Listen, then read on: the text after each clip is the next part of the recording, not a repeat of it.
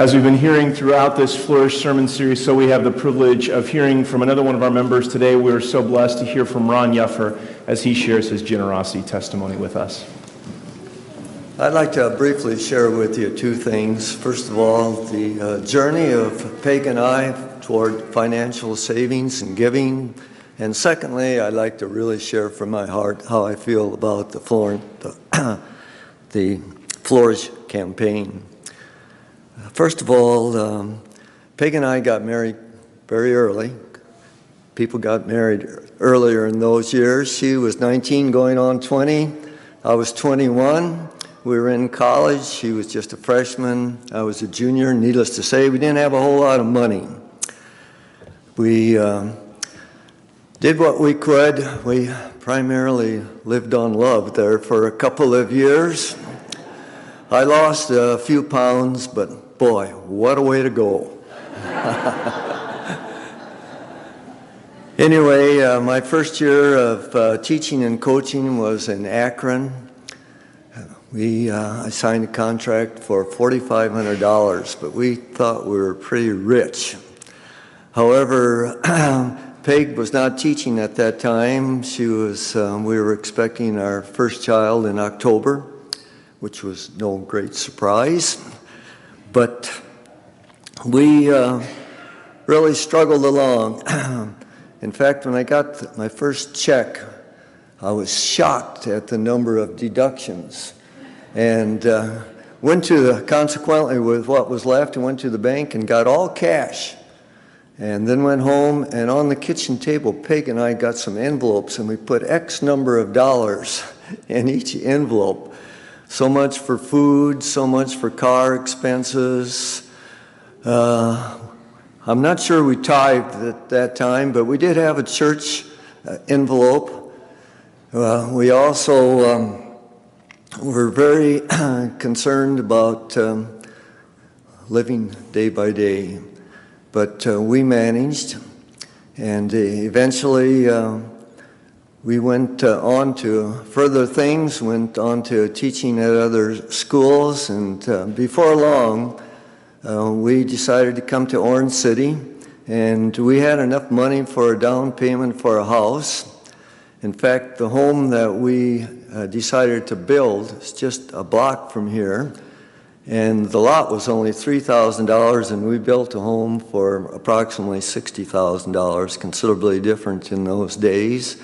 But as time progressed, and our family, we started to get grandchildren, we had to make some improvements, and these really reminded me of what's going on in the American church today. We decided we need to build a little more, add an addition for our grandchildren. We also felt like we needed to make some additional improvements.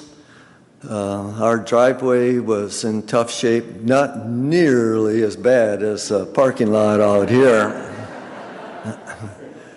And with the new addition for our grandchildren, it kind of reminds me of what's going on in church with all the new young families and children. We need some improvements. So Peg also wanted to make some improvements with the bathroom. Now, our bathroom is considerably better than bathrooms we have in American church. But I wasn't really big on changing the bathroom. I realize that's kind of a sexual statement. Those kinds of things aren't as important for men. In fact, when I was a child, I typically would go outside and pee along the side of the barn or underneath the big tree. Now, I see some of you guys nodding back there. I'm sure you did the same thing. So, is Peg still there?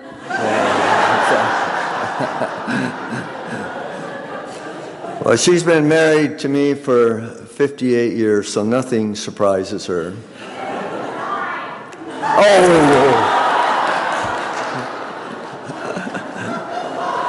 Well, it only seems like 58. Darling Peg.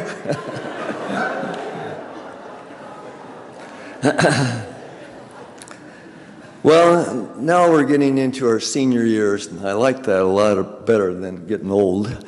And we've been able to save some money.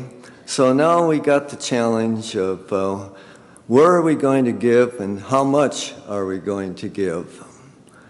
And Peg and I have a heart for oppressed people. And please don't consider that as a virtue. I'm sure you people do as well. But boy, it really hurts to see these children with protruding ribs. I'm sure you people get lots of literature about oppressed conditions in the world. And Peg really has a heart for sexual and physical abuse, especially what's been happening in Nigeria. So we also have a great love for American church.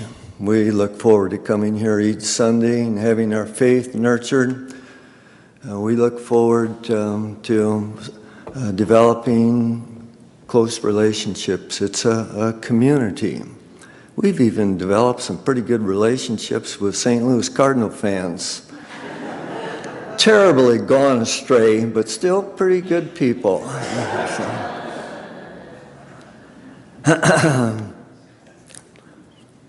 Now I lost my concentration.